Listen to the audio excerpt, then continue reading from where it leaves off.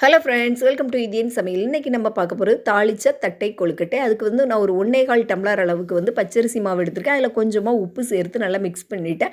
அப்புறம் எந்த டம்ளரில் நம்ம பச்சரிசி மாவு எடுத்தோமோ அதே டம்ளரில் நல்லா சூடான வெந்நியை ஒரு 1 1/2 டம்ளர் அளவுக்கு ஊற்றி நல்லா மிக்ஸ் பண்ணி அந்த மாவை நல்லா உருட்டி வச்சுக்கலாம். அப்புறம் இந்த மாதிரி சின்ன சின்ன உருண்டைகளாக உருட்டிட்டு கையில் வச்சு லைட்டாக அப்படி ப்ரெஸ் பண்ணிங்க அப்படின்னா அந்த மாவு நல்லா தட்டே ஆயிரும். இதே மாதிரி எல்லா உருண்டையும் நல்லா உருட்டி வச்சுக்கலாம். அப்புறம் இதை உருட்டின அந்த உருண்டைகளை நல்லா சூடான வெந்நியில் போட்டு ஒரு 5 நிமிஷம் நல்லா வேக விட்டு எடுக்கலாம். அந்த வெந்துட்டு இந்த கொழுக்கட்டை அப்படிங்கிறதுக்கு ஒரு ஸ்பூனை வச்சு எடுத்து நடுசில் லைட்டாக கட் பண்ணி பார்த்தீங்க அப்படின்னா அந்த வெள்ளை கலரில் மாவு இல்லை அப்படின்னாச்சுன்னா இது நல்லா வெந்துட்டுன்னு அர்த்தம். அப்புறம் அதை எடுத்து தனியாக வச்சிடலாம்.